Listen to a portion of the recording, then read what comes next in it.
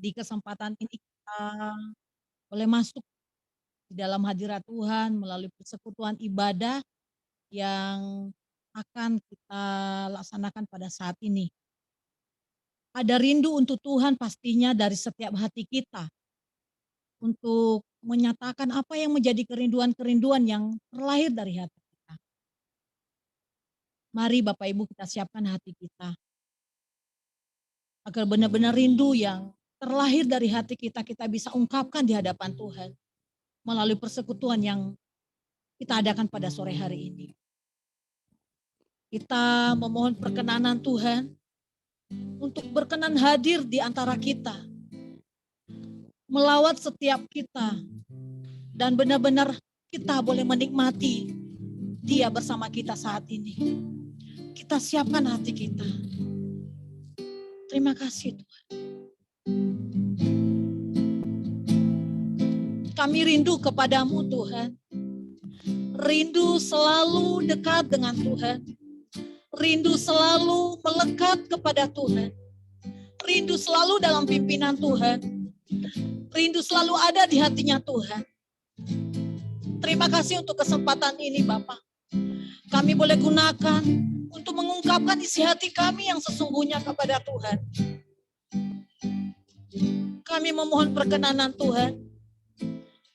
Kiranya Tuhan Yesus berkenan ada di tengah-tengah kami, melawat kami semua, mengurapi setiap kami, sehingga di kesempatan ini kami terpuaskan oleh hadirnya Tuhan bersama kami di tempat ini.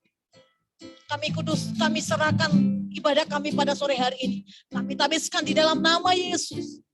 Allah yang kami agungkan saat ini, Allah yang kami percayai di dalam hidup kami. Terima kasih Bapak. Haleluya. Haleluya. Bapak Ibu yang terkasih dalam nama Tuhan Yesus. Mari kita siapkan hati kita untuk menyembah Tuhan. Dengan mengangkat satu pujian, inilah rinduku kepadamu Tuhan.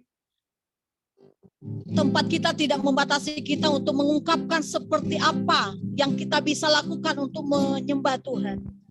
Karena Tuhan tidak pernah dibatasi oleh tempat dan waktu. Walaupun mungkin Zoom ini terbatas untuk menampung apa yang menjadi bentuk penyembahan kita kepada Tuhan. Tetapi saya percaya, dimanapun keberadaan Bapak Ibu saat ini, saya percaya bisa menikmati Tuhan saat ini. Dan benar-benar bisa menikmati lawatan Tuhan. Bersama-sama kita katakan, inilah rinduku kepadamu Tuhan. Inilah rinduku kepadamu.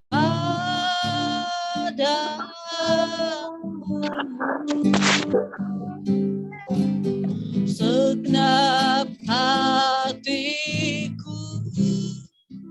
menyembahmu.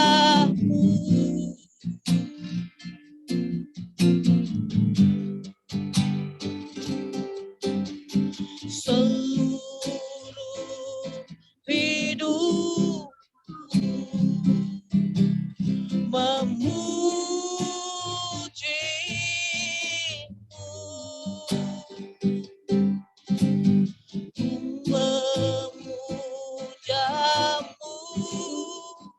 ya Allahku.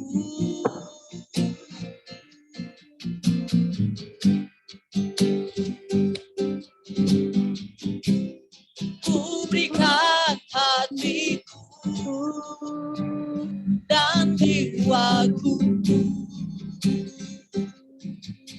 semuanya bagimu di dalam hidupku. Setiap waktu nyatakan jalanmu. Kita angkat dari awal pujian ini, berikan hatiku dan jiwaku. Rindu kepadamu,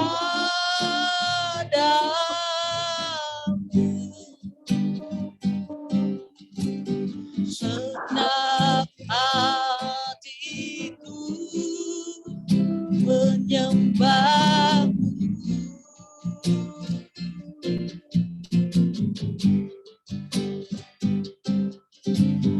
Seluruh hidup memujimu,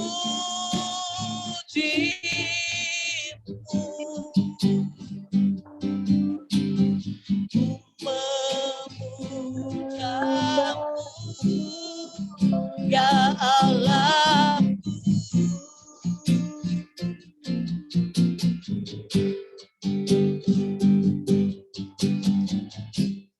Ku berikan hatiku dan jiwaku, semuanya bagimu di dalam hidupku. Setiap waktu nyatakan jalanku, ku berikan hatiku dan jiwaku, semuanya bagimu di dalam hidupku. Setiap waktu nyatakan jalanku, ku berikan hatiku dan jiwaku, semuanya bagimu di dalam hidupku. Setiap waktu nyatakan jalanku, nyatakan jalanku, nyatakan jalanku.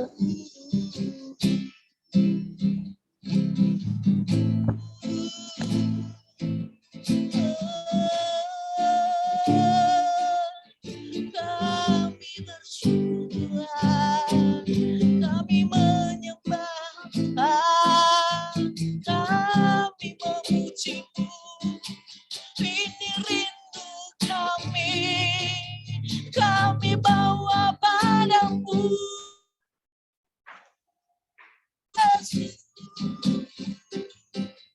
Haleluya, haleluya. Terima kasih Tuhan, Bapa yang baik, Engkau kami sembah, Engkau kami puji, Engkau kami percaya, kami mengagumimu, kami menyembah Tuhan. Haleluya,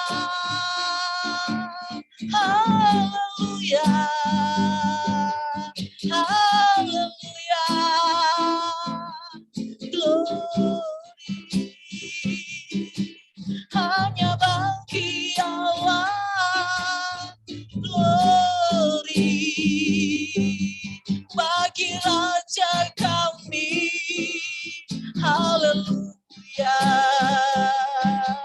terima kasih Tuhan, kami bersyukur padamu Tuhan.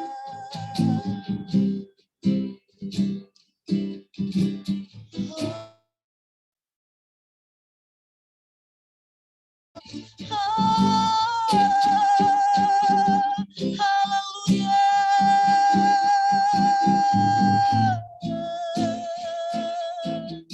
Ini rindu kami Tuhan, ini rindu kami rindu pada Bapa, Bapa yang penuh kasih, Bapa yang penuh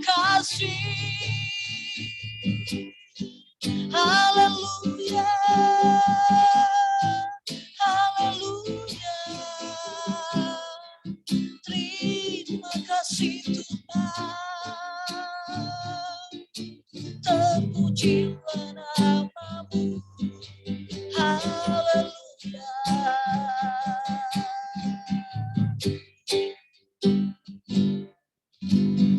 Inilah rindu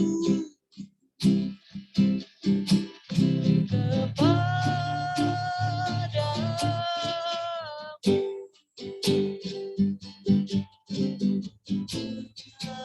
hatiku menyembahmu.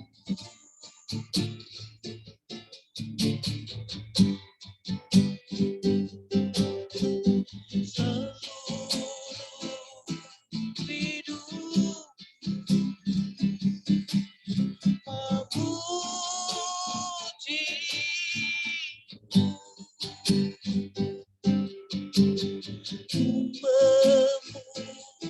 memujamu, ya Allah.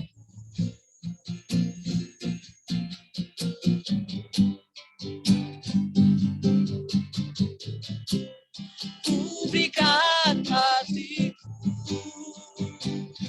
dan jiwaku,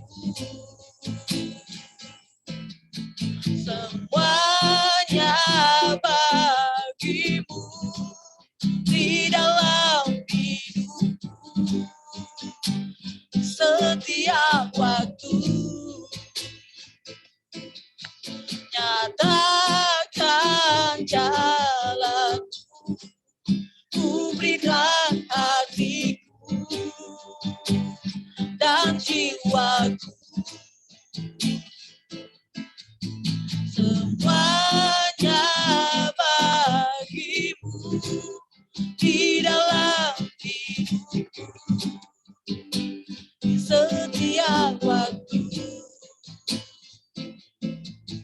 nyatakan jalanku.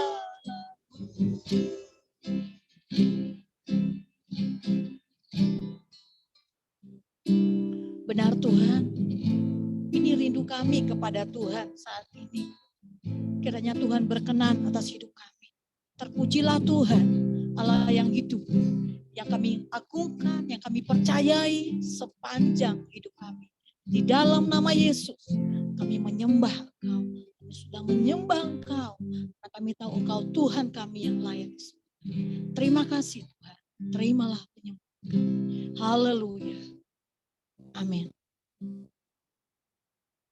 Bapak Ibu, kita akan angkat satu puji-pujian. Saya undang Bapak Ibu semua, mari bersorak-sorai. Kita akan bertepuk tangan buat Tuhan. Kalau mungkin nggak ada orang yang ada di sekeliling kita, kita hanya sendiri, tetapi tidak apa-apa. Tuhan sedang mendengar, Tuhan sedang melihat dan menyaksikan pujian kita. Haleluya. Allah itu baik, sungguh baik bagiku.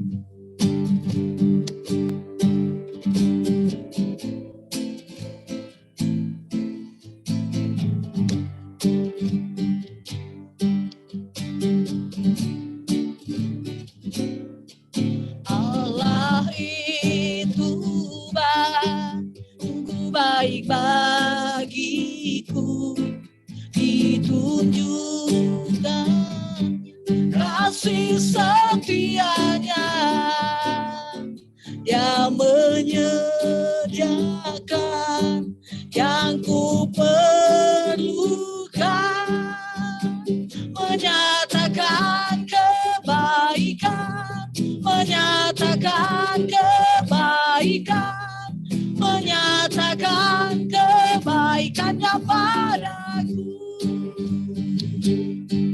Kasih setianya tak pernah berubah, dulu, sekarang, dan selamanya.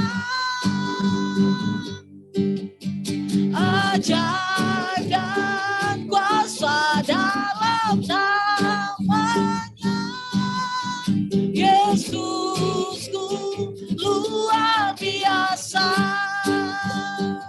Allah itu baik, itu baik, sungguh baik bagiku. Ditunjukkannya kasih setianya, menyediakan yang ku perlukan, menyatakan kebaikan, menyatakan kebaikan, menyatakan kebaikannya padaku. Kasih setianya tak pernah berubah, dulu, sekarang, dan selamanya. Ajaiblah kuasa dalam namanya, Yesusku luar biasa. Yesusku luar biasa. Yesusku luar biasa. Haleluya, haleluya, haleluya. Terima kasih Tuhan. Haleluya, terpujilah Tuhan Allah yang hidup.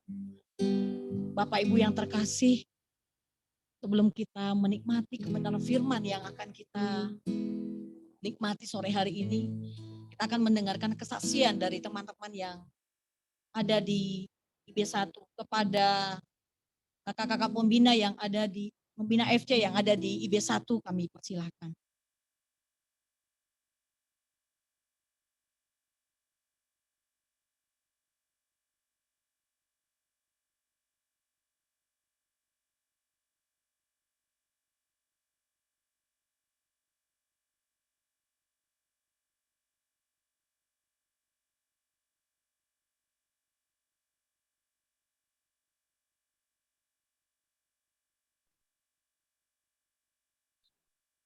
Shalom, Pak Andri, apakah ada? Kesaksian dari teman-teman tim FC dari IB1, dipersilakan.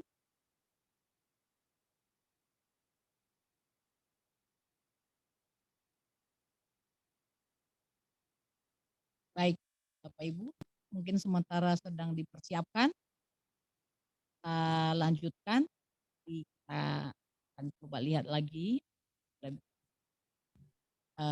ditampilkan. Sementara kita akan siapkan hati kita untuk menikmati kebenaran firman Tuhan. Kita sambut kebenaran firman Tuhan dengan sekian, Tuhan ku mau menyenangkan.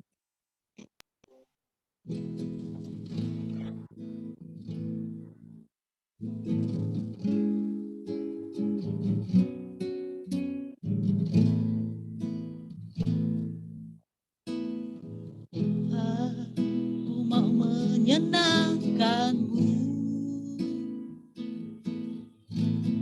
Tuhan bentuklah hati ini jadi bejana untuk hormat-Mu, cemerlang bagai emas putih. Tuhan ku serahkan semua, ku berikan padamu. Tuluskan hingga tulus selalu, agar aku menyenangkanmu, menyenangkanmu, senangkanmu. Hanya itu kerinduanku, menyenangkanmu, senangkan hatimu. Hanya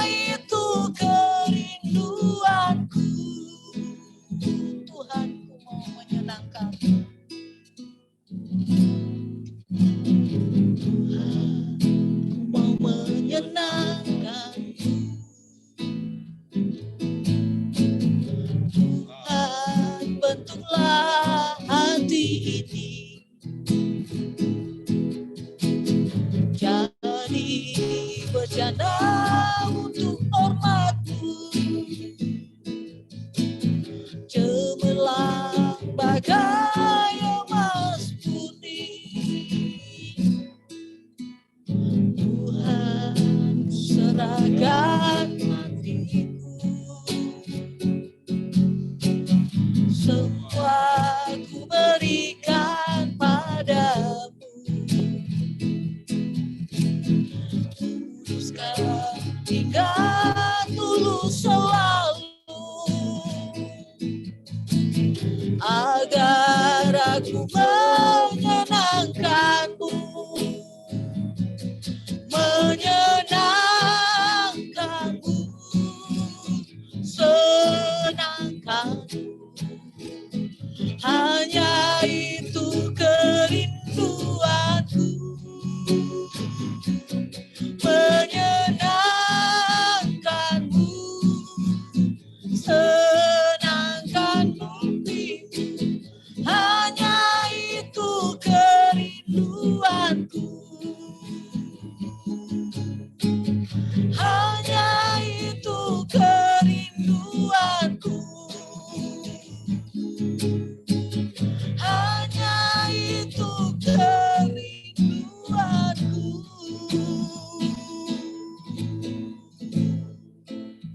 Kepada hambanya saya serahkan. Dengan kasih minta Ibu Suci berdoa buat kebenaran firman Tuhan. Baik, mari sama-sama kita berdoa. Tuhan Yesus, kami bersyukur oleh karena anugerah Tuhan, kesempatan baik kami bisa sama-sama berkumpul dalam ruangan ini. Kami mau dengar firman Tuhan. Biar Engkau berkati setiap pribadi sesuai dengan kebenaran Tuhan, sesuai dengan kebutuhan rohani kami masing-masing. Firman Tuhan yang akan disampaikan sudah berbicara terlebih dulu kepada hamba-Mu. Biar kiranya hamba-Mu pun menjadi pelaku firman yang memuliakan Tuhan dalam hidup sehari-hari. Biar lewat hamba-Mu sebagai alat Tuhan, itu juga memberkati kami dan mengubahkan hidup kami. Berkati setiap kami masing-masing Tuhan Yesus, dan Roh Kudus bekerja leluasa di antara kami. Kebenaran firman Tuhan yang ditaburkan menjadi kekuatan yang baru dan menjadi petunjuk untuk kami melakukan hal-hal yang dikehendaki oleh Tuhan. Terima kasih, kami percaya Tuhan berkati setiap kami. Tidak ada yang kembali dengan tangan hampa. Karena kami tahu tiap kebenaran firman Tuhan yang ditaburkan itu akan berbuah bagi kemuliaan-Mu. Terima kasih Bapa. Berkati hamba-Mu Angga yang menjadi alat Tuhan untuk menyampaikan kebenaran itu sore hari ini. Terpuji nama Tuhan Yesus. Kami sepakat berdoa dalam nama-Mu yang kudus. Haleluya. Amin. Terima kasih Bu Suci. Ya, salam Bapak, Ibu, Saudara yang terkasih dalam nama Tuhan. Terima kasih sebelumnya. Sebelum kita baca kebenaran firman Tuhan, izinkan perkenalkan, nama saya Angga Kristiawan, angkatan tahun 2014. Ya, ada teman-teman angkatan 2014 ini seperti tadi yang melayani, ada Saudara Oscar, mungkin minggu lalu ada Saudara Esen, yaitu angkatan saya, terus ada Ibu Ani, terus ada Ibu Sandra juga yang di Aceh. Jadi itu adalah bestie-bestie saya ya Bapak Ibu. Dan bicara kalau saya flashback tentang angkatan saya itu spesial sekali menurut saya, karena menurut saya angkatan saya itu punya apa ya namanya, ya sudah kenal baik, daya juang yang tinggi gitu ya Bapak Ibu. Terus inisiatifnya tinggi. Jadi waktu kami ronda itu kami membantu apa namanya, tim perkebunan ya atau apa ya, kami bantu panen buahnya. Itu salah satu yang spesial yang saya ingat gitu ya, membantu panen ya. Ini pengakuan dosa juga ya Bapak Ibu. Dan yang kedua menurut saya yang spesial dan hanya angkatan kami yang bisa melakukan atau yang pernah melakukan ini mungkin ya, bisa seketika menggelapkan situasi low pahit gitu ya. Jadi karena terlalu isengnya itu suka matiin meteran gitu ya. Jadi menurut saya ya ini menjadi kelucuan bagi saya saat ini gitu ya, kalau flashback di angkatan kami gitu luar biasanya gitu. Tapi pada masanya ya saya sempat Bapak Ibu juga membenci hal itu gitu ya. Tapi untuk lihat sekarang kok lucu gitu. Jadi ya perkenalan di situ aja, sekalian pengakuan dosa. Siapa tahu Bapak Ibu dosen-dosen waktu itu benar-benar ini, jadi ketahuan pelakunya nanti bisa tanya sama saya. Saya akan bertanggung jawab buat hal itu gitu ya. Karena dulu dicari siapa yang melakukan ini, nggak ada yang ngaku ya Bapak Ibu. Ya puji Tuhan buat hal itu gitu ya, luar biasa. Kita akan belajar topik yang diberikan oleh HRD itu tentang mementingkan kepentingan orang lain. Saya akan bacakan kitab atau ayat yang akan saya sharingkan saat ini itu di dalam Lukas 10 Bapak Ibu. Lukas 10 ayat 25 sampai 37. Ya, saya akan bacakan ini. Ya, Lukas 10 ayat 25 sampai 37. Ya, minta waktunya, dengan hormat kita akan sebentar mendengarkan firman Tuhan dan saya bacakan. Orang Samaria yang murah hati. Pada suatu kali berdirilah seorang ahli Taurat untuk mencoba Yesus. Katanya, "Guru, apa yang harus kuperbuat untuk memperoleh hidup yang kekal?" Jawab Yesus kepadanya, "Apa yang tertulis dalam hukum Taurat? Apa yang kau baca di sana?" Jawab orang itu, "Kasihlah Tuhan Allahmu dengan segenap hatimu, dan dengan segenap jiwamu, dan dengan segenap kekuatanmu, dan dengan segenap akal budimu. Dan kasihlah sesamamu manusia seperti dirimu sendiri." Kata Yesus kepadanya, "Jawabmu itu benar, perbuatlah demikian, maka engkau akan hidup." Tetapi untuk membenarkan dirinya, orang itu berkata kepada Yesus, "Dan siapakah sesamaku manusia?" Jawab Yesus, "Adalah seorang yang turun dari Yerusalem ke Yeriko. Ia jatuh ke tangan penyamun-penyamun yang bukan saja merampoknya habis-habisan, tetapi yang juga memukulnya, dan yang sesudah itu pergi meninggalkan setengah mati. Kebetulan ada seorang imam turun melalui jalan itu, ia melihat orang itu, tetapi ia melewatinya dari seberang jalan. Demikian juga orang Lewi datang ke tempat itu, ketika ia melihat orang itu, ia melewatinya dari seberang jalan. Lalu datang seorang Samaria yang sedang dalam perjalanan ke tempat itu. Dan ketika ia melihat orang itu, tergeraklah hatinya oleh belas kasihan. Ia pergi kepadanya lalu membalut lukanya sesudah ia menyiraminya dengan minyak dan anggur. Kemudian ia menaikkan orang itu ke atas keledai tunggangannya sendiri lalu membawanya ke tempat penginapan dan merawatnya. Keesokan harinya ia menyerahkan 2 dinar kepada pemilik penginapan itu. Katanya, "Rawatlah dia, dan jika kau belanjakan lebih dari ini, kau akan menggantinya waktu aku kembali." Siapakah di antara ketiga orang ini menurut pendapatmu adalah sesama manusia dari orang yang jatuh ke tangan penyamun itu? Jawab orang itu, "Orang yang telah menunjukkan belas kasihan kepadanya." Kata Yesus kepadanya, "Pergilah dan perbuatlah demikian." Ya, masih stay di slide pertama. Kalau kita Bapak Ibu melihat film pertama Apokalips itu ada 2 karakter atau 2 sifat manusia yang ditunjukkan gitu ya. Jadi yang pertama itu ada yang namanya egois gitu ya, lebih ke egois. Kalau kita sering mungkin umumnya lebih menyebutnya itu oportunis gitu ya. Orang-orang yang memakai kesempatan ya menggunakan kesempatan itu untuk kepentingan dirinya sendiri.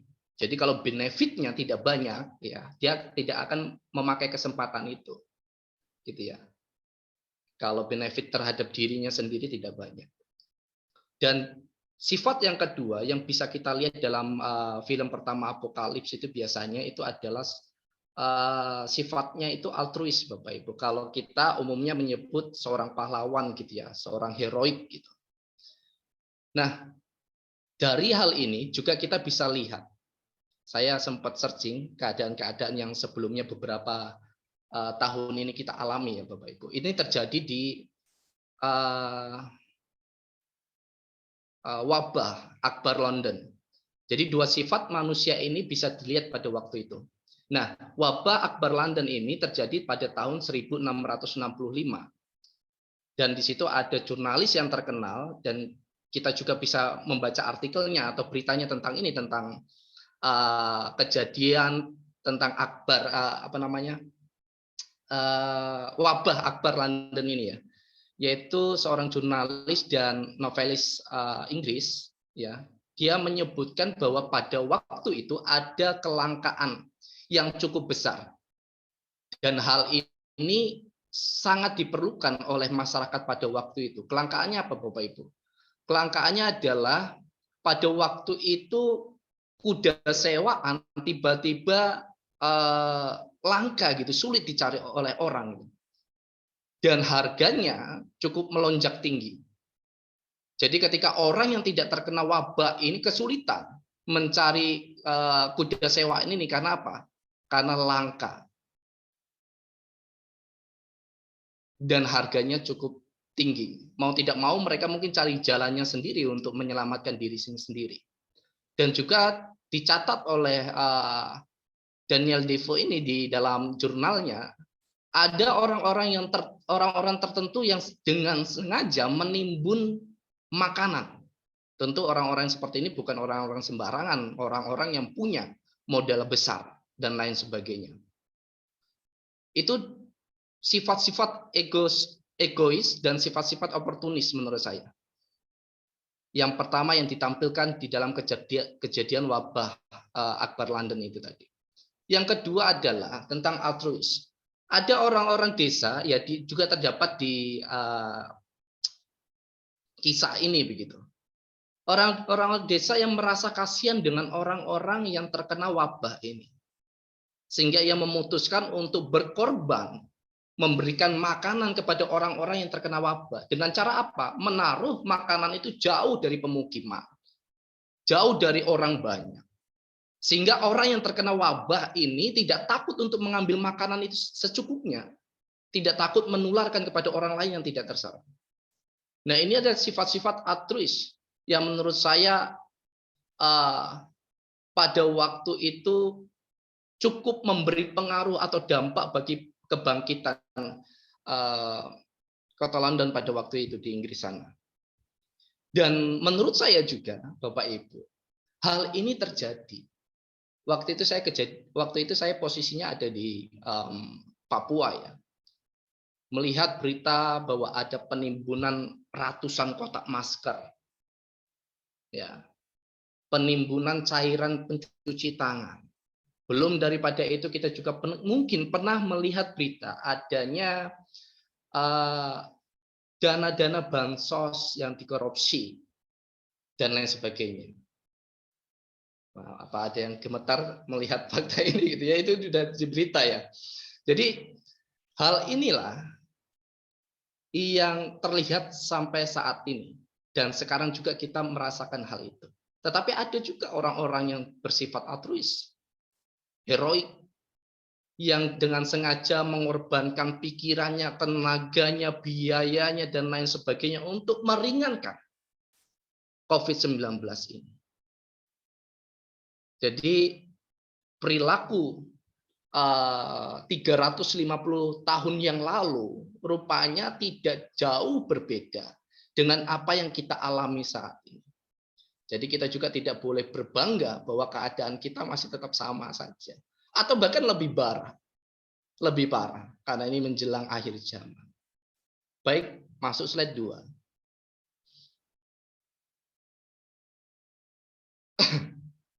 Ya, sedikit saja yang saya santumkan di situ. Orang Samaria yang murah hati. Menurut saya kisah yang di dalam Lukas 10 ini ayat 25 sampai 37 yang kita baca saat ini adalah perumpamaan yang sering kita dengar dan sangat populer. Kenapa sangat populer? Ya, dugaan saya karena ini berhubungan dengan kisah-kisah bagaimana mementingkan orang lain, bagaimana menolong orang lain. Dan hal ini sangat akrab di telinga kita. Karena kita setiap hari mengalami, mungkin merasa, kenapa sih orang itu seperti itu? Kita sudah berjuang keras-keras. Sudah mengorbankan perasaan kita, waktu kita, tetapi dia tetap egosentris atau lain sebagainya. Jadi ada perbandingan-perbandingan ini, sehingga mungkin kisah orang Samaria yang murah hati ini begitu populer, gitu ya. Karena berbicara tentang hubungan seseorang dengan orang lain itu bicara tentang sesama, dan menurut saya ini juga sangat relevan dan menarik apabila disoroti sebagai kisah spesifik tentang bagaimana kita mementingkan orang lain. Mementingkan orang lain sama dengan perilaku menolong orang lain secara altruistik, ya, secara heroik, bukan secara egois. Karena walaupun sama-sama menolong itu biasanya bukan biasanya, maksudnya walaupun sesama menolong itu berbeda, itu altruis, muncul dari dasar hatinya yang paling dalam, atau egois, mementingkan kepentingan diri sendiri. Jadi kalau Bapak Ibu belajar tentang psikologi sosial, ya pasti saya juga Bapak Ibu pernah mendengar bahwa ada seorang tokoh Auguste Comte, ya ini sangat terkenal di ilmu psikologi sosial gitu ya.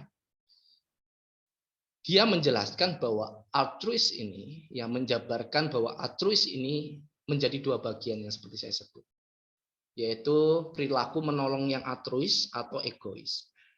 Dan menurutnya dalam memberi pertolongan orang memiliki motif yang berbeda, A dan B, altruis atau egois. Dan keduanya memang sulit dibedakan Bapak Ibu. Keduanya didorong oleh perilaku ingin menolong, tetapi motivasinya beda biasanya gitu ya. Jadi perilaku menolong secara egois itu ya tujuannya justru untuk memberikan manfaat diri sendiri lebih banyak dan lain sebagainya. Dan menurut saya hal ini disoroti Yesus sebagai masalah yang bukan hanya masalah biasa, gitu ya, karena nanti kita akan tahu konteksnya di mana. Dan dalam konteks yang kita baca, pada dasarnya Yesus itu sedang melakukan kritik terhadap hal ini. Situasi sosial yang pada waktu itu ya adanya sebuah ketidakserasian antara hubungan orang Yahudi maupun orang Samaria. Karena ketidakserasian itulah ya topik ini atau kisah ini menjadi latar belakang perumpamaan ini. Jadi kalau ditanya kenapa perumpamaan ini dijelaskan Yesus atau dipaparkan Yesus sebagai bukti nyata keadaan di sana, alasan yang utama adalah karena ini yang melatar belakangi masalah pada waktu itu. Dan Yesus juga memberikan sebuah sasaran kritik yang begitu jelas kepada kita. Tadi kita baca di ayat yang berapa tadi di awal ya. Yesus itu mengkritik orang-orang Samaria. Orang Lewi, Bapak Ibu. Ahli Taurat dan para imam. Ya, jadi mereka itu adalah kelompok-kelompok yang elit dalam keagamaan, ya. Bagi orang Yahudi itu mereka itu adalah seseorang yang tidak biasa. Seseorang yang harus dipandang dengan 4 mata gitu ya, kalau punya 4 mata ya. Tapi karena 2 mata saja gitu ya. Dan mereka itu adalah figur-figur penting bagi umat Yahudi pada waktu itu, apalagi dalam tingkatannya sosial, hubungan mereka bermasyarakat dan lain sebagainya. Jadi jelas bahwa Yesus sangat mengkritik hal ini, dan hal ini bukan kasus yang biasa. Bukan penyimpangan sosial atau penyimpangan perilaku sosial yang harus dipandang sebelah mata. Ya memang manusia itu memang begitu, ada yang egois, ya udah biar jalan masing-masing. Tetapi Yesus tegas. Hal ini dikritik secara keras gitu. Ada pandangan sekuler yang pernah saya baca. Jadi 2 sifat ini sebenarnya cara manusia untuk yang pertama adalah fight, cara bertahan hidup. Jadi cara bertahan hidupnya itu untuk kepentingan orang lain atau untuk kepentingan diri sendiri itu diabaikan. Karena memang cara manusia berbeda untuk bertarung menghadapi situasi. Yang kedua adalah freeze, membeku, biarlah ngalir aja apapun yang terjadi. Saya berharap Tuhan menolong saya. Jadi pandangan sekuler, pandangan dunia menganggap ini adalah sebuah situasi yang ya pada umumnya begini gitu, nggak ada yang perlu dirubah dan sebagainya. Tapi kita paham bahwa Tuhan tuh mengkritik hal ini. Konteksnya kan kita tahu, dan saya rasa kritiknya sangat relevan walaupun kita hidup di kasih karunia. Iya, alasan yang kedua, masih di slide kedua itu mungkin menurut saya bahwa kenapa Yesus memberikan bukti atau fakta kejadian ini kepada ahli Taurat adalah supaya ahli Taurat dapat menjawab pertanyaan sendiri di ayat 29. Dan siapakah sesamaku manusia?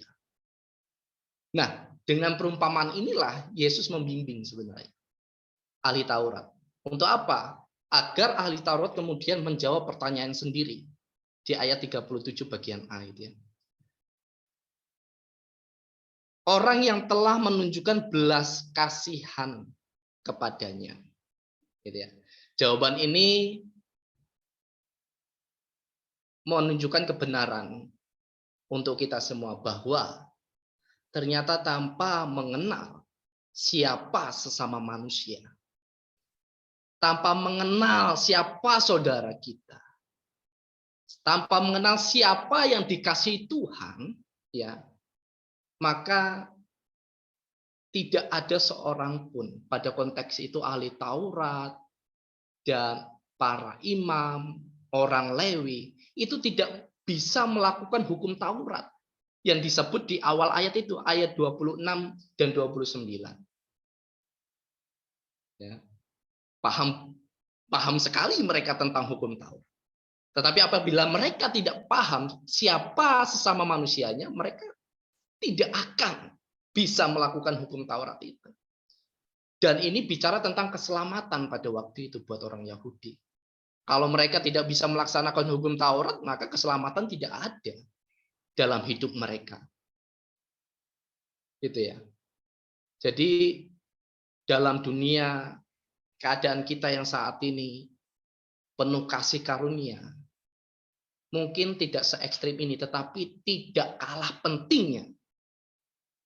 Karena ini bicara tentang kita punya nilai-nilai yang banyak, teamwork dan lain sebagainya. Seorang pemimpin yang tidak mementingkan kepentingan orang lain, itu akan membuat budaya, organisasi atau lain sebagainya berantakan. Ini bicara banyak.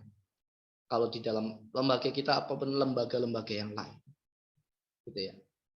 Dan menjadi kata kunci di sini di ayat 29 di ayat 37 itu ya Bapak Ibu, di bagian A itu. Belas kasihan. Ini kata kuncinya. Jadi kalau kita tidak punya belas kasihan, kita tidak mungkin bisa menghidupkan ini, mementingkan kepentingan orang lain. Nah, di dalam konteks ini belas kasihan itu diterjemahkan dengan sederhana, yaitu perilaku menolong orang lain.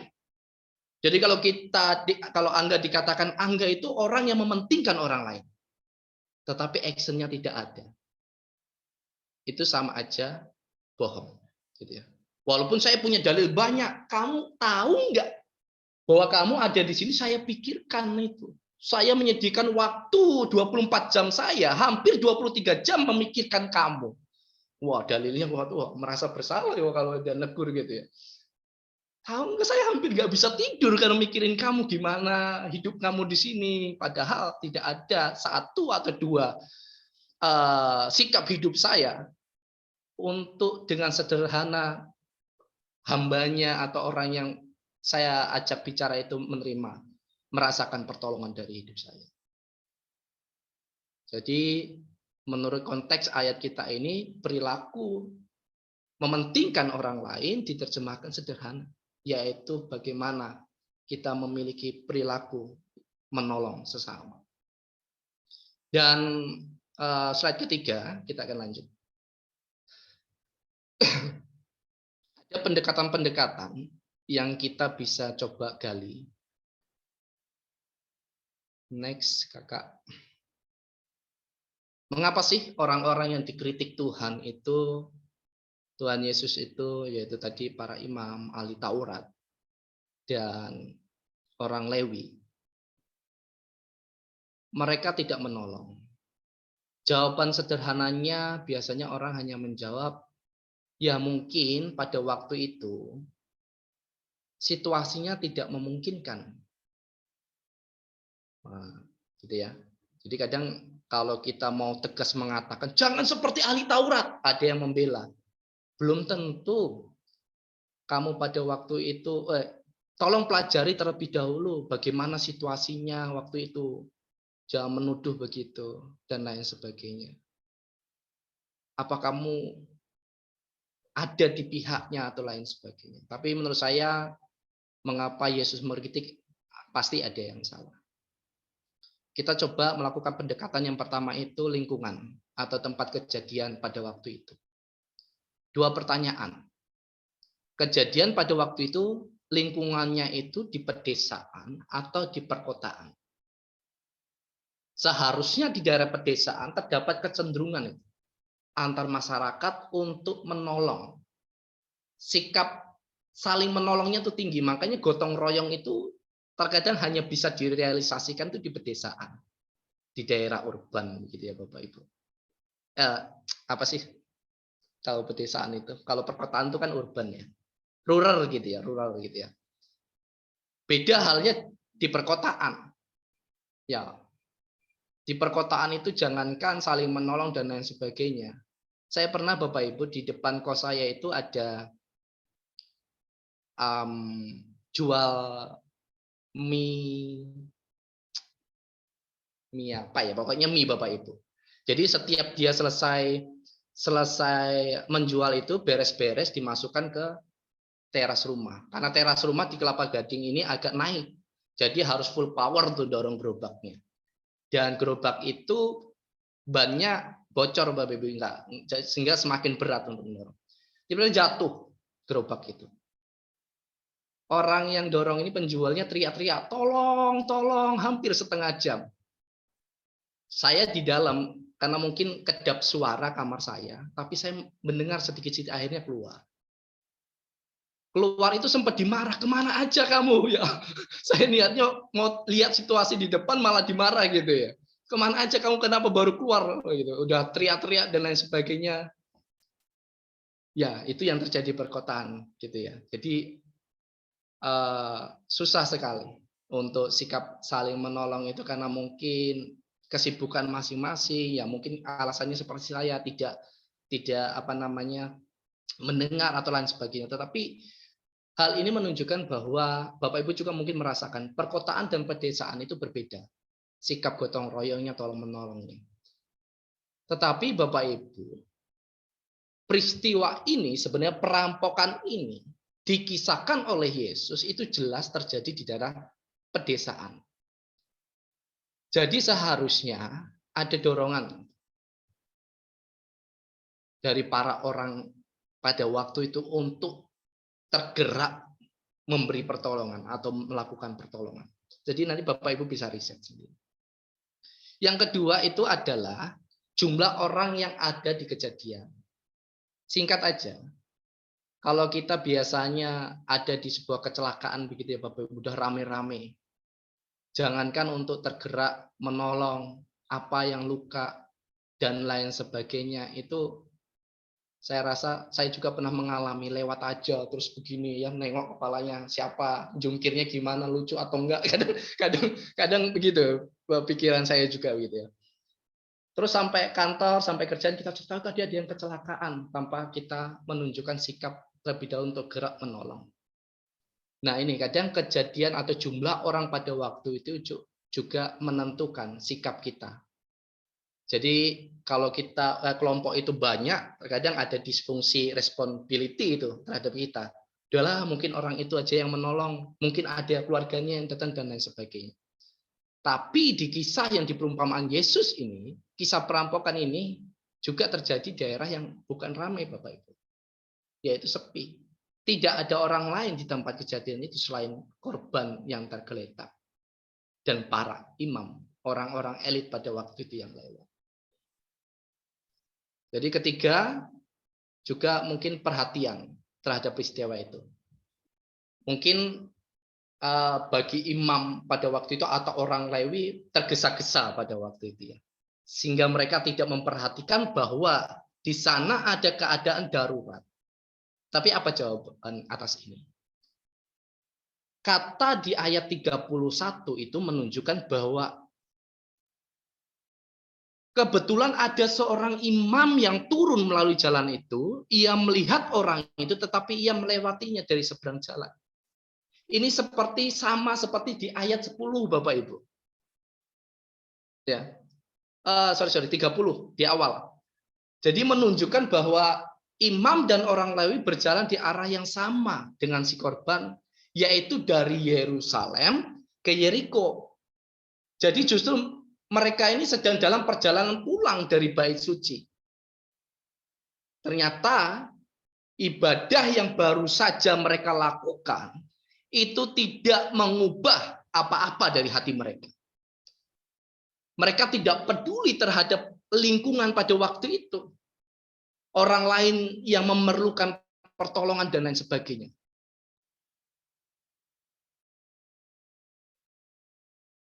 Apakah hal ini juga terjadi terhadap kita? Ya mungkin bisa jadi gitu ya Bapak. Yang keempat itu mungkin ya ini juga berbahaya gitu ya. Mungkin pada para imam pada waktu itu, mengapa mereka melewati saja, mungkin menafsirkan bahwa mungkin korban itu sudah meninggal dunia. Sehingga itu menghilangkan rasa bersalahnya dan lain sebagainya. Jadi melalui beberapa alasan itu sebenarnya ada dorongan yang kuat yang seharusnya orang-orang yang dikritik oleh Tuhan itu memberikan pertolongan. Tetapi mereka sama sekali tidak memperhatikan hal itu. Padahal hal itu juga bisa terjadi terhadap kehidupan mereka dan lain sebagainya. Gitu ya Bapak Ibu. Jadi ini menjadi sebuah alarm juga bagi kita. Kita tentu tidak lebih baik daripada imam orang Lewi pada waktu itu. Mungkin Bapak Ibu. Atau di antara kita yang bisa mengklaim bahwa kita lebih baik dan terus belajar menjadi sempurna, puji Tuhan.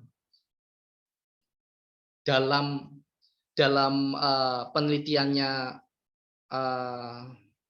ini apa Bapak Ibu menggambarkan situasi yang sama. Ini penulis Derli ya tentang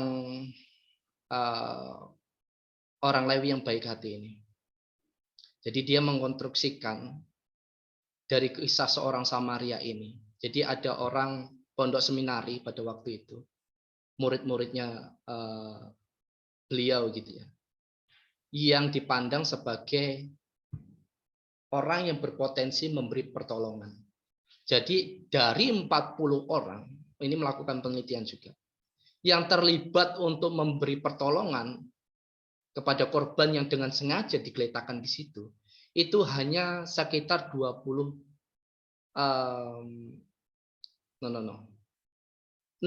orang yang memberi pertolongan. Jadi hampir 60% ternyata orang yang diteliti itu tidak berhenti untuk menolong korban yang tergeletak pada waktu itu. Bahkan melewati saja. Nah, mengapa hal ini terjadi dan hal ini tidak lebih baik daripada kisah, mungkin kisah seorang Samaria yang baik hati begitu.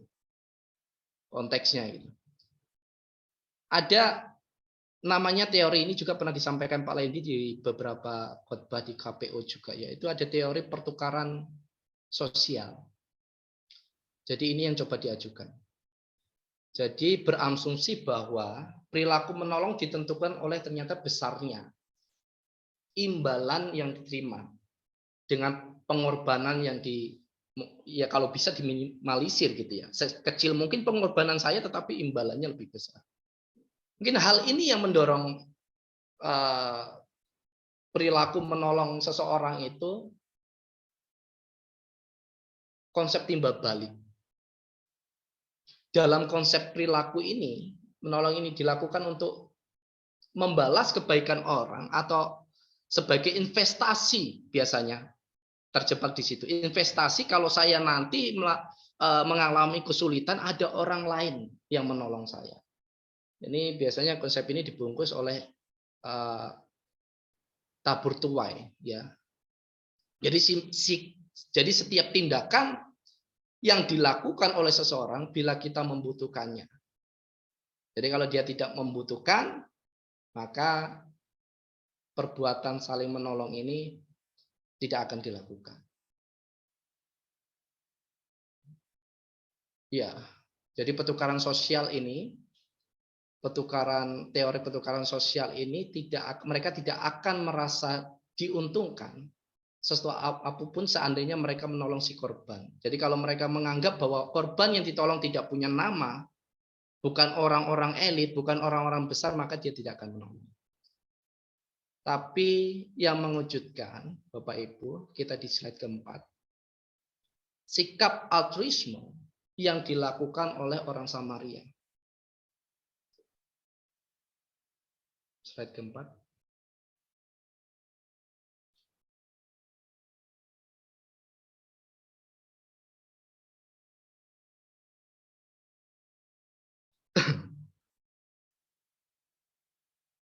Ya. Sikap altruisme yang dilakukan oleh orang Samaria. Bagaimana halnya dengan orang yang selalu kita sebut ini dalam kisah tersebut? Yang menjadi pertanyaan, apakah orang Samaria ini tidak sedang sibuk sebenarnya atau lain sebagainya?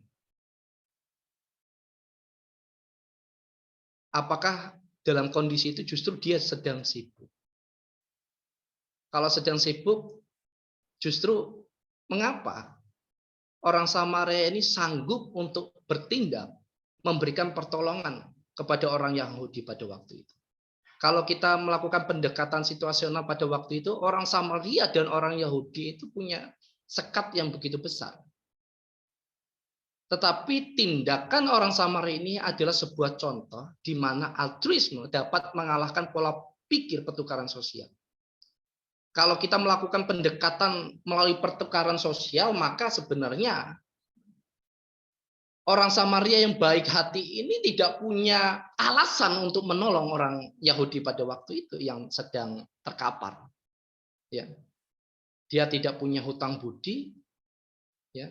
Malah sebaliknya ada faktor-faktor yang dapat mungkin menjadi alasan orang Samaria pada waktu itu untuk membenarkan keputusannya seandainya ia tidak menolong orang tersebut. Kalau pendekatannya secara altruisme, pendekatannya secara teori pertukaran sosial. Tapi Bapak Ibu, orang Samaria ini tidak menggunakan pola pikir itu, melainkan pendekatan altruis. atau empati, belas kasihan, yang pada akhirnya dia memutuskan untuk menolong. Jadi ini memperjelas bahwa altruism adalah tindakan yang keluar dari rasa prihatin, dari hati yang paling dalam. Ini bicara tentang kesejahteraan, Bapak Ibu. Baik itu kesejahteraan orang lain, ataupun kesejahteraan diri sendiri yang tanpa sengaja atau tanpa tidak disadari itu. Tanpa memikirkan kepentingan pribadi. Jadi itu muncul tidak terpikirkan gitu ya, untuk kepentingan pribadi. Kalau kita baca di ayat 35, 34 di situ. Jadi Injil Lukas ini memberikan rinci sekali apa yang dilakukan oleh orang Samaria. Ia pergi kepadanya lalu membalut luka-lukanya. Sesudah ia menyiraminya dengan minyak dan anggur. Kemudian ia menaikkan orang itu ke atas keledai, tunggangnya sendiri lalu membawanya ke tempat penginapan dan merawatnya. Keesokan harinya ia menyerahkan 2 dinar kepada milik penginapan itu, katanya, rawatlah dia. Dan jika kau belanjakan lebih dari ini, aku akan menggantinya waktu aku kembali. Jadi empati yang dimiliki orang Samaria ini mampu ternyata untuk mengalahkan situasi seperti itu. Bahkan ia berkorban banyak. Bukan hanya menolong, meminimalisir pengeluaran, tapi dia berikan semua apa yang ada di situ. Kenapa nggak disiram dengan air saja sih? Kenapa harus dengan minyak? Ya, dan lain sebagainya tadi itu. Nah, ini bentuk bahwa benar-benar orang Samaria ini menolong dengan tulus. Dasar hatinya gitu, melakukan lebih. Nah, menarik kalau kita perhatikan pertanyaan si ahli Taurat ini. Kembali kita Bapak Ibu melihat. Dan siapakah sesamaku manusia di sini?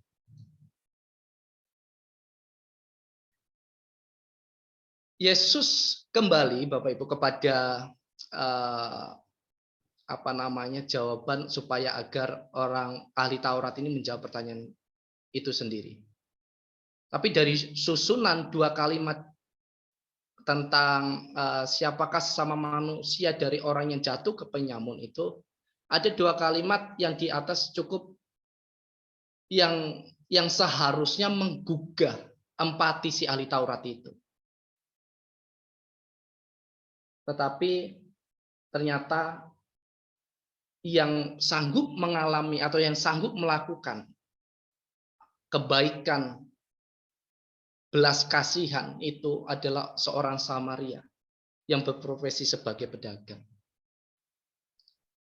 Jadi kalau kita semakin mendalami ini, sebenarnya orang yang berkecimpung di dunia bisnis,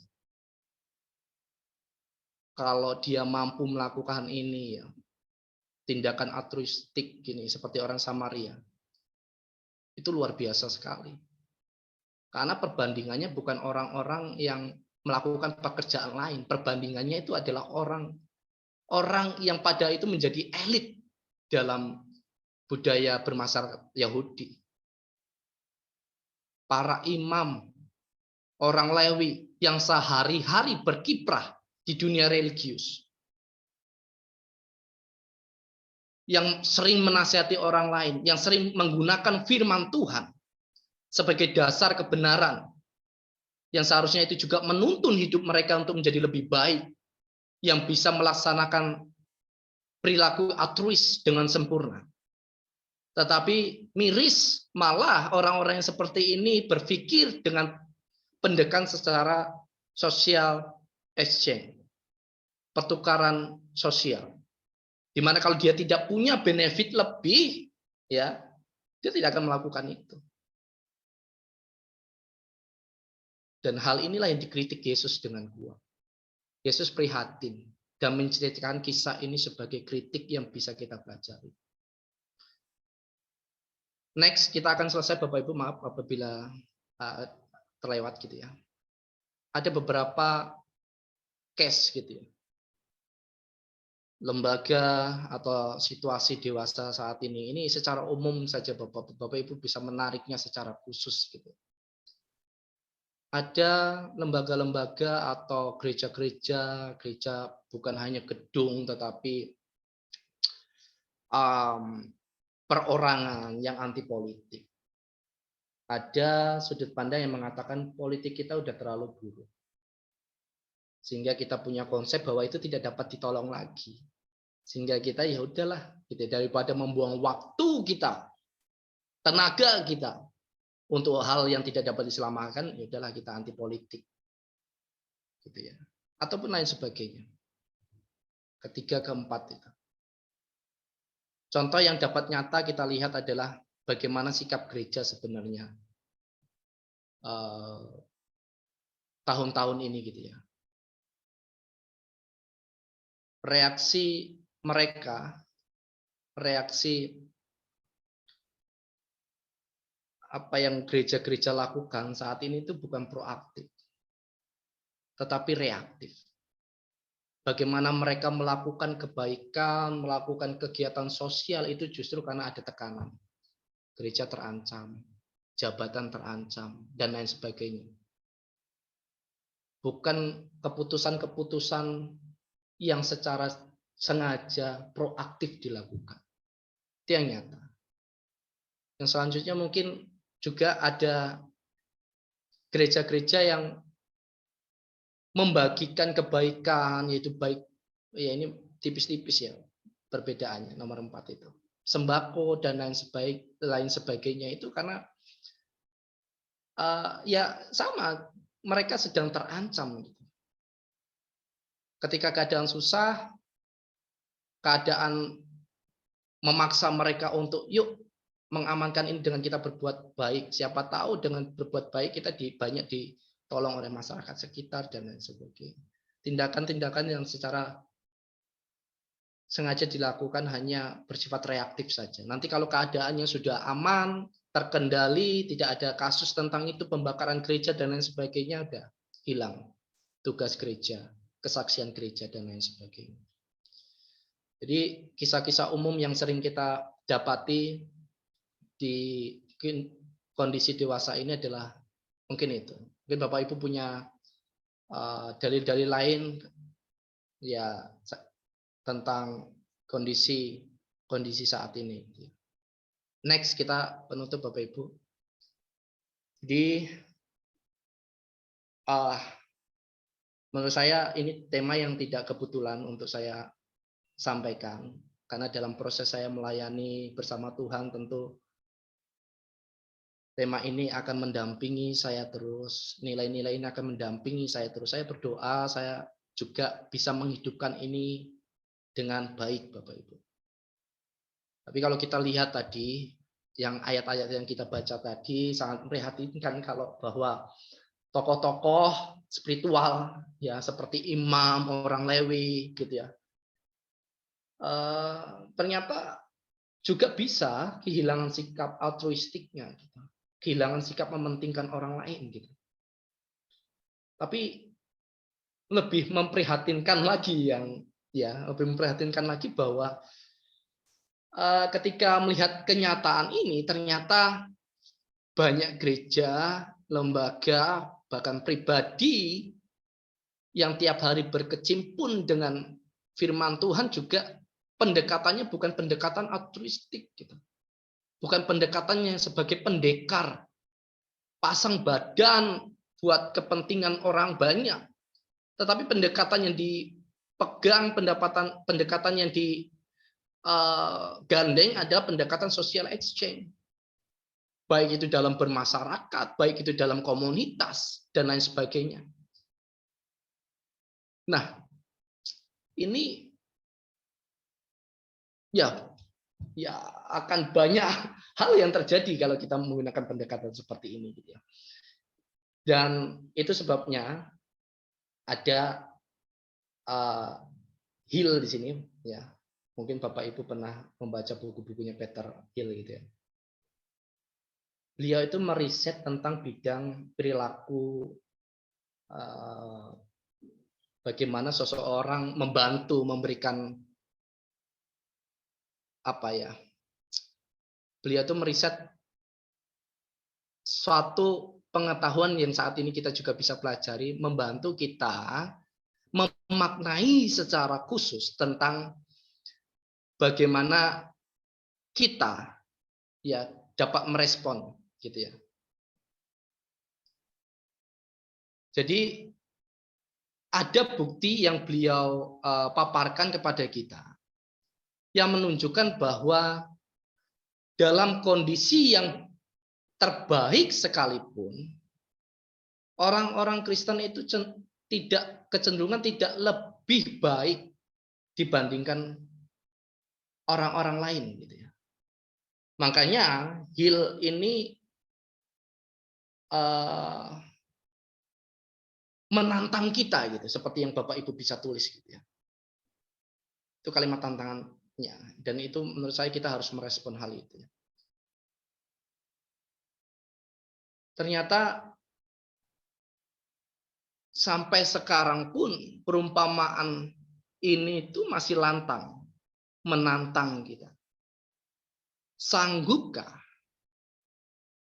kerohanian atau religiositas kita, kerohanian Kristen kita ya menggugah belas kasihan kepada sesama? Apakah dalam pendidikan Kristen juga ada seharusnya teologi-teologi yang juga melakukan pendekatan seperti ini? Teori-teori baru yang menyederhanakan bahwa belas kasihan itu bisa dapat dilaksanakan dengan sederhana atau lain sebagainya. Jadi menurut saya perilaku yang didasarkan oleh pendekatan secara social exchange ini harus diganti sebenarnya secara altruistik dan empati. Seperti yang dilakukan oleh Yesus sendiri.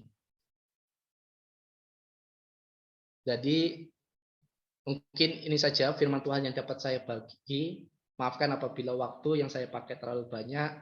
Semoga firman Tuhan memberkati kita semua. Salam Bapak Ibu. Terima kasih. Saya kembalikan kepada yang bertugas.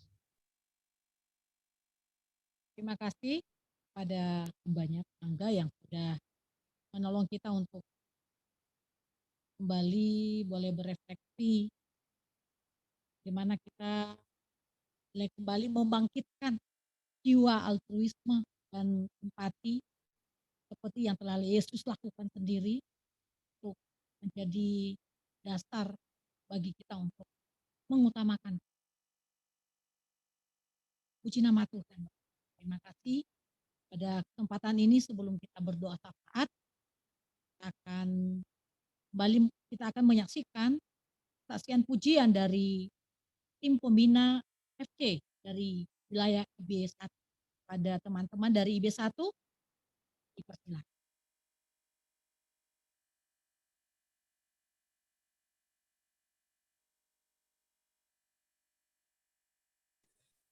Oke. Oke, shalom Bapak Ibu. Pertama-tama kami minta maaf karena ada sedikit kendala tadi di jaringan. Dan ini kami klaster Aceh Sumut akan memberikan kesaksian melalui pujian. Biarlah lewat pujian ini nama Tuhan semakin dimuliakan, bahkan pelayanan kita semakin menaruhkan kasih di dalam pelayanan kita. Inilah persembahan kami dari IB1.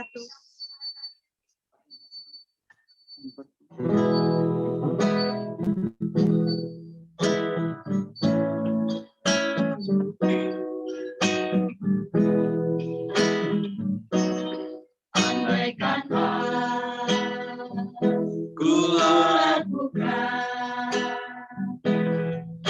yang luhur mulia,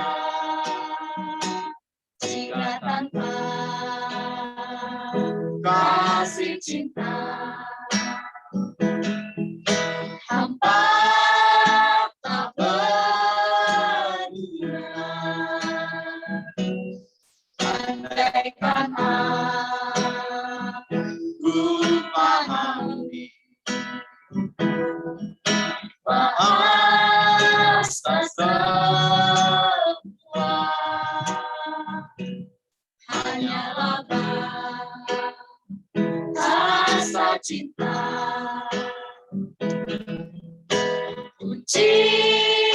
tiap hari. Ajarilah kami bahasa cinta-Mu, agar kami dekat padamu ya Tuhanku. Ajarilah kami bahasa cinta-Mu, agar kami dekat padamu.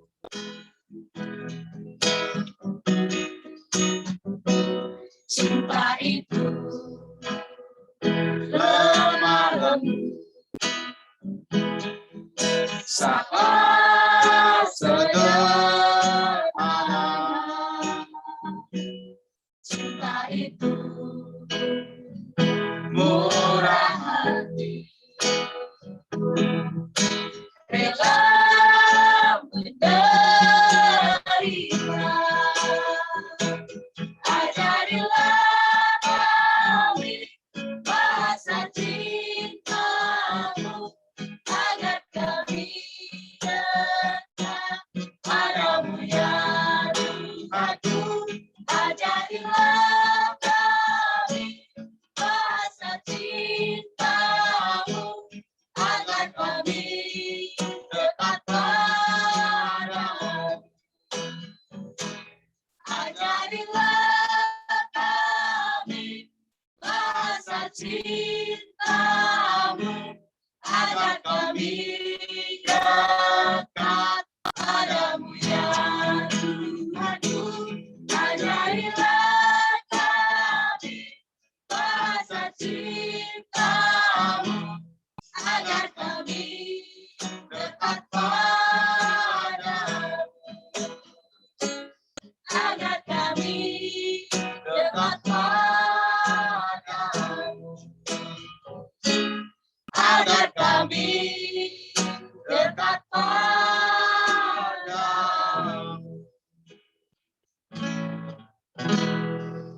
Terima kasih, demikian kesaksian pujian dari kami. Shalom, Tuhan Yesus memberkati.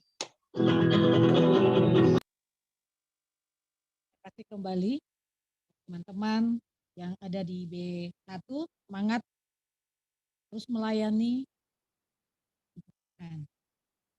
Saat ini Bapak Ibu yang terkasih dalam nama Tuhan Yesus, saya mengajak kita untuk ada doa syafaat.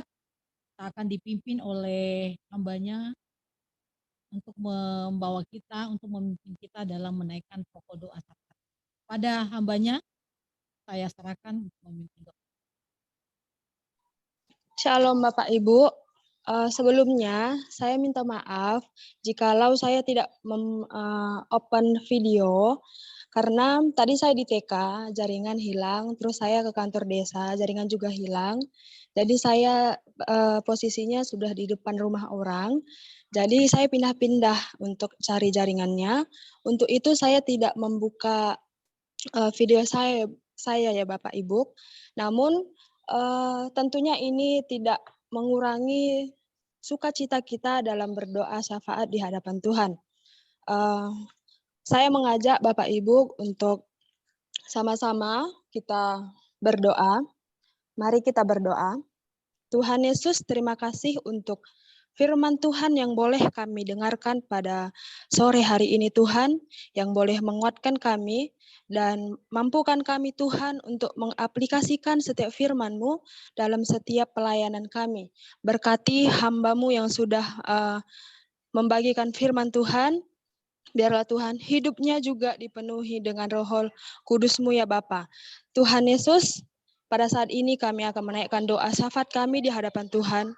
Namun sebelumnya Tuhan, sucikan kuduskan hati pemikiran kami, sehingga doa yang kami sampaikan di hadapan-Mu, Tuhan lawat tepat pada waktunya.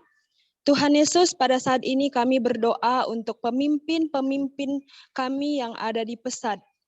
Baik pemimpin kami yang ada di Jakarta, baik yang ada di STAK, divisi program, HRD, manajer program, supervisor, bahkan tim pembina yayasan lainnya, kiranya Tuhan tetap berikan kepada mereka kekuatan, kesehatan, sehingga pelayanan yang mereka berikan boleh berdampak dan mereka boleh menjadi pemimpin-pemimpin yang menjadi contoh teladan bagi setiap orang-orang yang mereka layani ya Tuhan.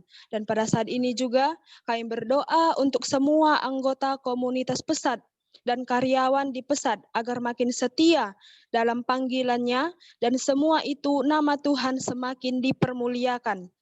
Tuhan, kami juga tak akan lupa berdoa untuk rekan-rekan sepelayanan kami yang kurang sehat dimanapun mereka berada Tuhan, yang menyembuhkan, karena Engkau adalah tabib yang ajaib. Tuhan Yesus, pada saat ini juga Tuhan kami berdoa untuk semua anak-anak yang kami layani. Baik itu anak FC, baik itu anak TK, baik itu anak Anlis, di setiap klaster.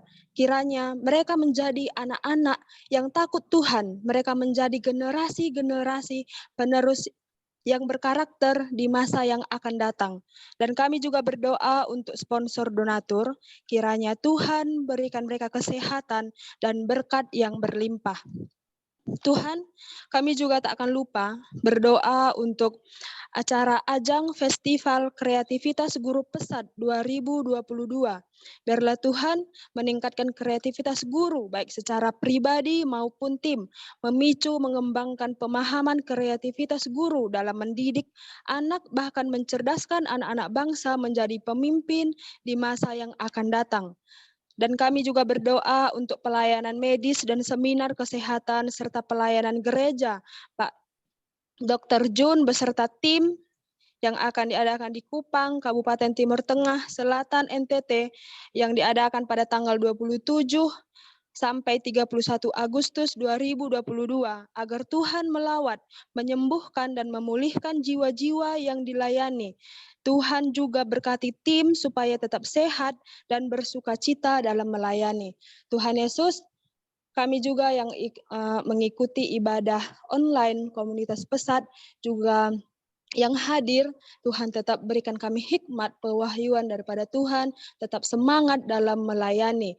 Terima kasih Tuhan, terima kasih Yesus. Ini doa dan harapan kami dalam nama Tuhan Yesus Kristus kami sudah berdoa dan mengucap syukur.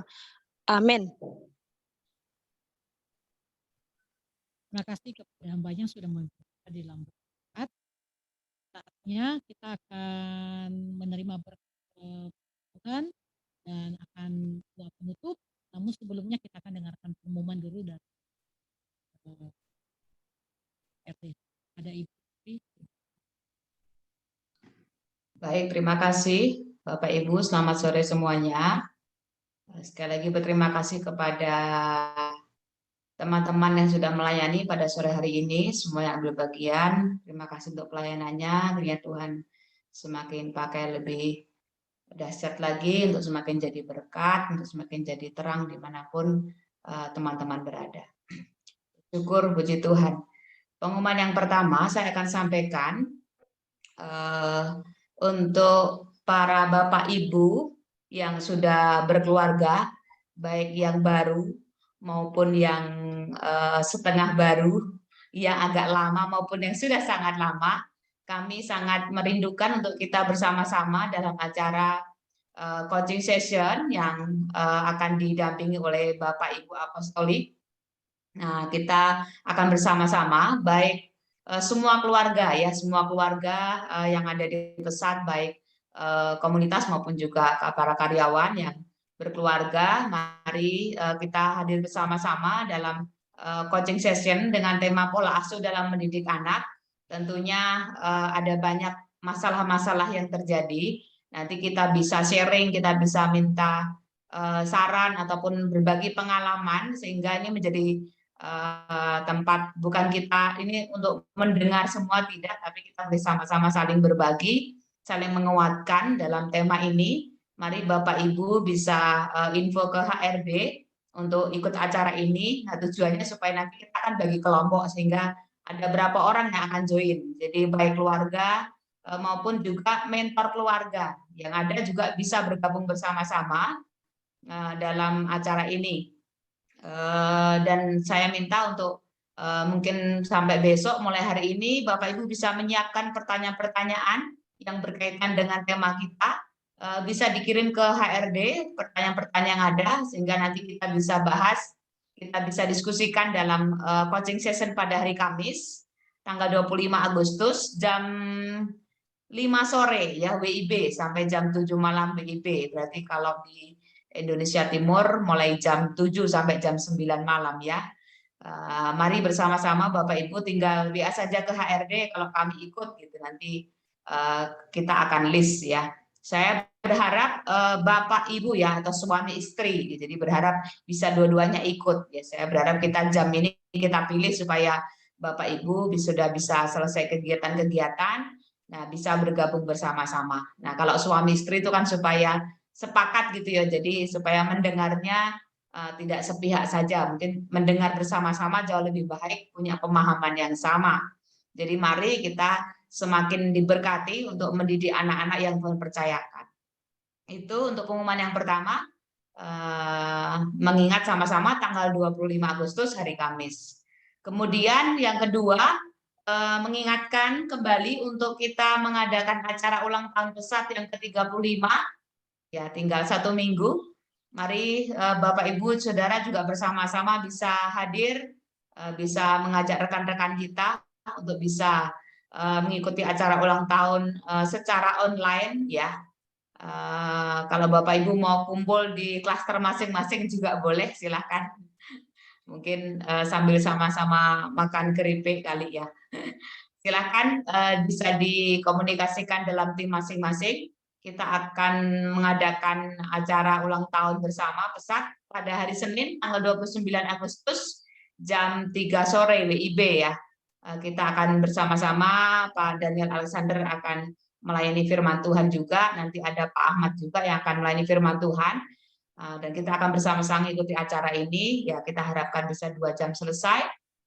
Nah mari bersama-sama menikmati, sama-sama kita mengucap syukur untuk pelayanan pesat yang sudah usia 35 tahun. Ya demikian informasi dari kami, saya kembalikan ke Kak Rostani. Terima kasih Bu Sri untuk beberapa hal yang sudah disampaikan kepada kita semua. Selanjutnya untuk doa berkat dan doa penutup saya serahkan kepada Anda.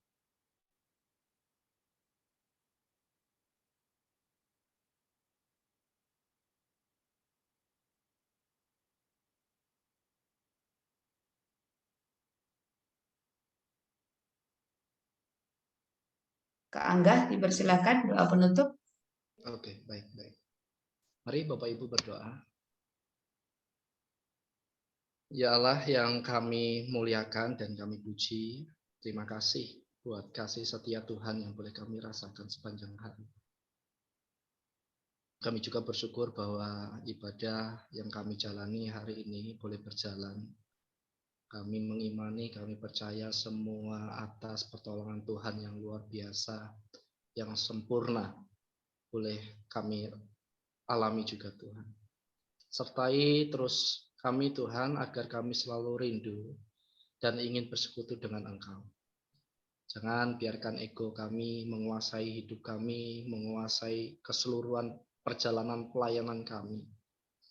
Dan buat semua pelayan Tuhan, kami semua yang boleh hadir di sini, orang-orang yang mendedikasikannya melayani untuk bangsa Indonesia Tuhan, melakukan tugasnya di tempat pelayanan masing-masing, diberkati Tuhan lebih lagi, menikmati pertolongan Tuhan secara luar biasa. Terima kasih Tuhan, dan kami percaya cinta dan kemurahan Tuhan selalu dapat kami rasakan sepanjang hari. Biarlah setiap hari kami dapat mengucap syukur Tuhan. Kiranya Tuhan damai sejahtera, Gembala yang agung dalam Yesus Kristus, Tuhan yang kiranya juga memperlengkapi kami semua dengan segala hal yang baik, sehingga kami dapat mampu melakukan yang Tuhan kehendaki. Dan kami juga diajarkan Tuhan, ditolong Tuhan dalam setiap hidup, dalam setiap pelayanan kami, berkenan di hadapan Tuhan. Terima kasih Tuhan, Di dalam nama Tuhan Yesus kami mengakhiri ibadah ini. Haleluya. Amin. Amin. Selamat sore Bapak Ibu, Tuhan Yesus memberkati kita semuanya. Amin. Terima kasih kasih Bu. semuanya. Sore, Berkati. Angga. Berkati. Terima kasih. Terima kasih Bapak Ibu. Terima kasih. Terima kasih.